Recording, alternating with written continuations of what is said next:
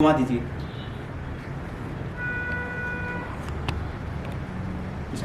ठीक है। नमस्कार दोस्तों, पिछले वाले वीडियो में हमने कैंसर के क्या कारण है वो हम देख रहे थे। क्योंकि कुछ टेक्निकल प्रॉब्लम के कारण हम उन कारणों को पूरा नहीं कर पाए थे। इसी वजह से जो लास्ट कारण हमारा कैंसर का हम जान रहे थे कि क्या कारण हो सकते हैं, वो कारण हम जानते हैं कि इस जैसे कि लास्ट कारण देखा गया है कि पुअर ओरल हाइजीन, ये एक कैंसर का कारण माना जाता है और माना गया है। क्योंकि हम जो भी फूड को इंजेक्ट करते हैं हमारी बॉडी के अंदर, तो माउथ के माध्यम से ही वो बॉडी में इंडाइजेशन की जो प्रॉब्लम होती है वो माउथ के कारण ही होती है।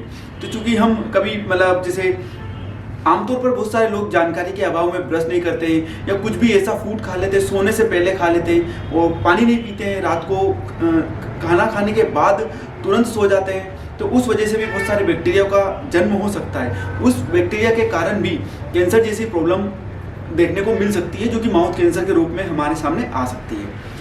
इसी दिशा में आगे बढ़ते हुए हम देखते हैं कि जो कैंसर एक इन्फेक्शन के कारण भी हो सकता है और कौन कौन से इन्फेक्शियस एजेंट है जिनकी वजह से कैंसर हो सकता है। प्रमुख देखा गया है कि एक वायरस है जो कि ह्यूमन पेपिलोमा वायरस, एक ये वायरस है ह्यूमन पेपिलोमा वायरस, इसकी वजह से भी कैंसर जैसी बीमारी को देखा गया है। और दूसरा hepatitis B and hepatitis C, ये आमतौर पर सभी लोग जानते हैं कि हेपेटाइटिस बी और हेपेटाइटिस सी की वजह से भी कैंसर जैसी बीमारी हमारे सामने आ सकती है।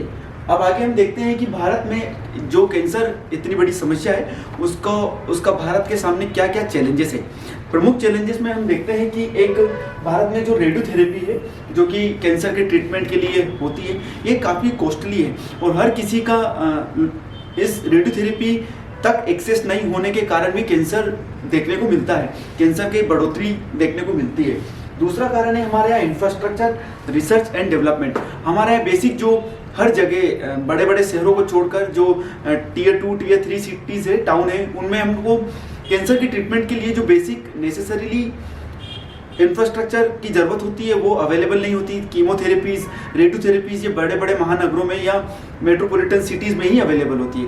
इसकी वजह से भी एक ज़मीनी स्तर पर कैंसर के ट्रीटमेंट के रूप में हमको समस्या का सामना करना पड़ता है। तीसरा कारण, एक कारण रिसर्च एंड डेवलपमेंट का।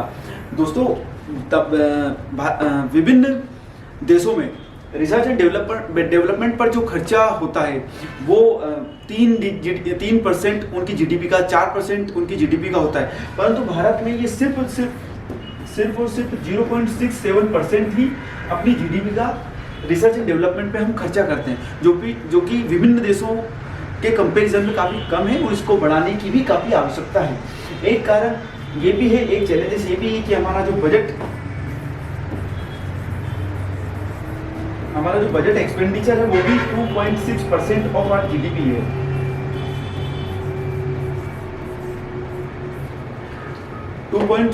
जीडीपी का होने के कारण काफ़ी कम मात्रा में हेल्थ बजट रिलीज होने के कारण भी बहुत सारी जो हेल्थ से संबंधित कार्य करने होते हैं वो पूरे नहीं हो पाते क्योंकि बजट की कमी हमें अक्सर देखने को मिलती है। और लास्ट एक चैलेंजेस है कि अफोर्डेबल नहीं है। कैंसर का ट्रीटमेंट भारत में काफ़ी कॉस्टली है और अभी चूँकि बहुत सारी योजनाएं भी इससे संबंधित नहीं चली थी। आयुष्मान योजना आने के बाद जो टर्सरी केयर सेक्टर है उसमें कैंसर को जोड़ा गया है और उसके माध्यम से काफ़ी राहत लोगों को मिलेगी इससे, और ये अफोर्डेबल हो जाएगा तो कैंसर के ट्रीटमेंट या स्क्रीनिंग में जो समस्या देखने को मिलती है वो काफ़ी कम हो जाएगी। एक चैलेंज भारत में स्क्रीनिंग का भी है। भारत में कैंसर से संबंधित जो स्क्रीनिंग है वो 1.7% है ओनली, जबकि यूएसए में 82% देखने को मिलती है, वहीं यूके में 70% स्क्रीनिंग देखने को मिलती है। स्क्रीनिंग कम होने के कारण बहुत बार हमको पता ही नहीं चलता है कि कैंसर जैसी बीमारी भी किसी पेशेंट को डेवलप होने लगी है उसमें। इस वजह से काफ़ी देर हो जाती है और वो अंततः बहुत उसकी अंतिम स्टेज पे पहुंचने तक हमको पता चलता है कि कैंसर जैसी बीमारी ने घातक प्रभाव एक इंसान के शरीर पर छोड़ दिया है।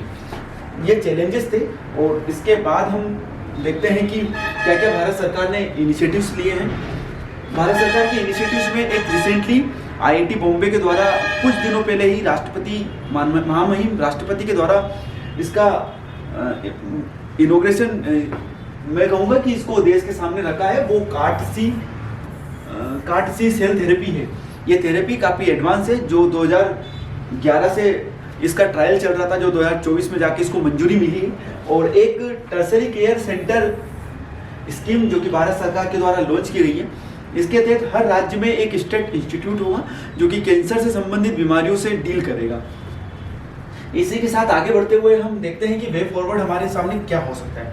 हम क्या ऐसा कर सकते हैं कि कैंसर की बीमारी को हम कम कर सकते हैं और इसकी बीमारी, इसके केसेस, इसके डायग्नोस को बढ़ा सकते हैं, और कैसे भारत को कैंसर की कैपिटल जो कि बनने जा रही है उसको कम कर सकते हैं, और उसके इकोनॉमिक इम्पैक्ट, सोशल इम्पैक्ट को भी हम किस हद तक कम कर सकते हैं। उसी दिशा में हम आगे बढ़ते हुए इसके वे फॉरवर्ड देखेंगे कि वे फॉरवर्ड क्या हो सकते हैं। पहला वे फॉरवर्ड हम देखते हैं कि हमारा रिसर्च एंड डेवलपमेंट में बढ़ोतरी होना चाहिए। काफ़ी एक अच्छी मात्रा में रिसर्च एंड डेवलपमेंट कैंसर से संबंधित होना चाहिए, जिसकी वजह से हम इसके नए नए सॉल्यूशन को इजाद कर पाए।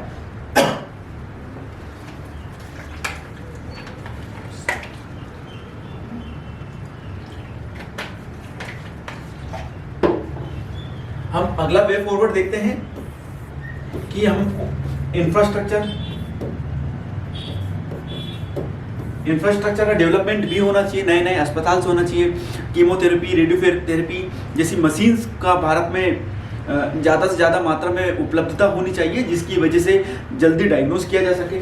हम स्क्रीनिंग की रेट को भी बढ़ा सकते हैं, और इसको बढ़ाकर हम अर्ली स्टेज पर ही कैंसर जैसी घातक बीमारी को हम डायग्नोस कर सकते हैं, और उसको एक प्रॉपर मेडिकेशन के साथ उसको कम किया जा सकता है।